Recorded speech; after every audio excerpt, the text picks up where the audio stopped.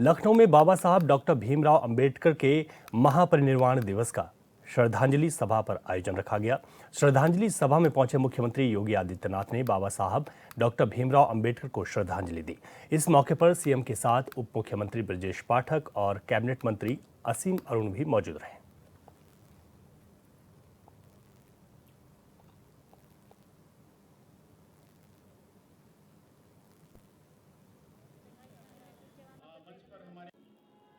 आज आप एक चर्चा लगातार सुन रहे होंगे बांग्लादेश का।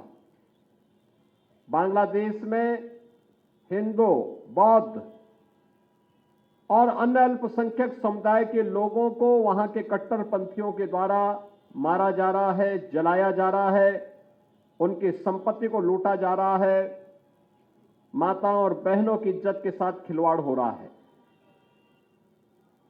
मैं जानना चाहता हूं कि स्थितियां क्यों आई।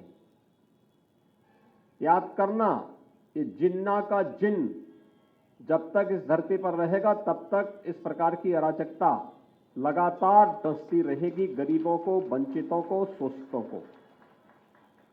और यही दृश्य हम वहां देख रहे हैं जो पाप 1947 में देश के विभाजन के रूप में हम सबके सामने आया था। आज उसका एक बदसूरत रूप फिर से हमारे सामने बांग्लादेश के रूप में है। ये जितने भी लोग वहां हिंदू मारे जा रहे हैं या बौद्ध मारे जा रहे हैं, ये सभी दलित तबके के हैं। और बाबा साहब भीमराव अंबेडकर ने 1946-47 में ही देश की जनता को इस बारे में आगाह किया था कि भारत का बंटवारा होने मत दीजिए, और अगर होता है तो फिर आर पार की लड़ाई, आर पार की व्यवस्था हो जाए। उन्होंने, याद करिए, जो लोग आज समाज को धोखा देते हैं,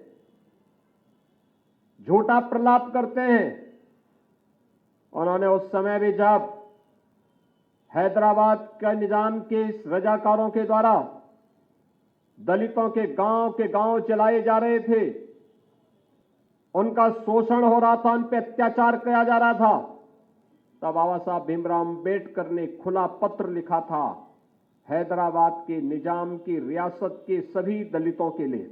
उन्होंने कहा था, अत्याचार हो रहा है, निजाम की रियासत को छोड़ करके तुम शेष भारत में महाराष्ट्र की तरफ या अन्य ओर चले आओ, लेकिन किसी भी स्थिति में अपना धर्म मत बदलना। यह संकल्प था बाबा साहब भीमराव अंबेडकर का। और स्वतंत्र 1947 से में 46-47 में जब उन्हें प्रलोभन देने का प्रयास हुआ, हैदराबाद के निजाम ने भी दिया, पाकिस्तान प्रस्त जिन्ना के लोगों ने भी दिया, लेकिन बाबा साहब अपने आदर्शों से टस से मस नहीं हुए, हटे नहीं। उन्होंने कहा, नहीं, मैं पहला और अंतिम भारतीय ही रहूंगा। यानी जन्म अगर भारतीय के रूप में मैंने लिया है तो मेरी अंतिम यात्रा भी भारतीय के रूप में ही निकलेगी। और आजीवन उन्होंने इस व्रत का पालन किया। लगातार वह दलित समुदाय के लिए कार्य करते रहे, उसको आगाह भी करते रहे। जिन लोगों ने बाबा साहब भीमराव अंबेडकर की बात को माना, वे भारत के अंदर सुरक्षित हैं, आरक्षण का लाभ प्राप्त कर रहे हैं, हर प्रकार का सम्मान और सुविधाओं को उपलब्ध करवाने का दायित्व सरकार आज उनके लिए उपलब्ध करा रही है। लेकिन जिन लोगों ने धोखे से योगेंद्र नाथ मंडल की बात को मान करके बहक गए थे, वे पाकिस्तान के अंदर भी और बांग्लादेश के अंदर भी किस प्रकार का अत्याचार सह रहे हैं, यह दृश्य आज हम सबके सामने है। याद करिए, 1947 में पाकिस्तान और बांग्लादेश के अंदर हिंदुओं की आबादी कितनी थी? बांग्लादेश के अंदर तो 1971 तक 22% हिंदू रहा करता था। आज वो घट करके 7 से 8% तक रह गया है। और जो कुछ हो रहा है, अगर इसी प्रकार का नरसंहार चलता रहा तो ये संख्या बहुत सीमित रह सकती है।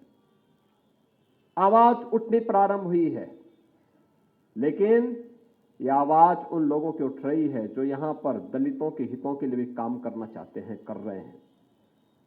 जो लोग दलितों को अपना वोट बैंक बना करके लगातार उनका शोषण किए हैं, वे लोग बांग्लादेश की घटना पर मौन बने हुए हैं।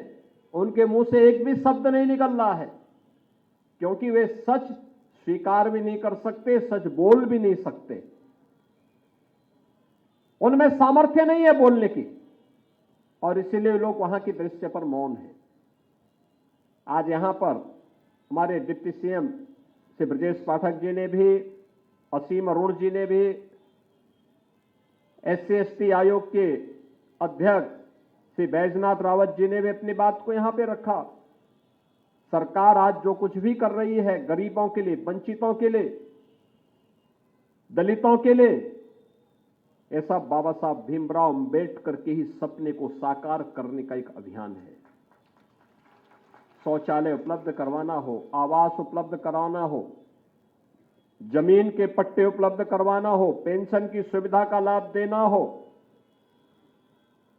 या फिर SC/ST वर्ग के छात्रों के लिए स्कॉलरशिप की व्यवस्था करनी हो, शुल्क प्रतिपूर्ति की व्यवस्था करनी हो, ये सभी कार्यक्रम उसी अभियान के हिस्से हैं। और अब तो हम लोग उत्तर प्रदेश में कार्य और प्रारंभ किए हैं। हमने तय किया है जीरो पॉवर्टी का हम लक्ष्य प्राप्त करेंगे, यानी गरीबी को पूरी तरह शून्य तक पहुंचाएंगे।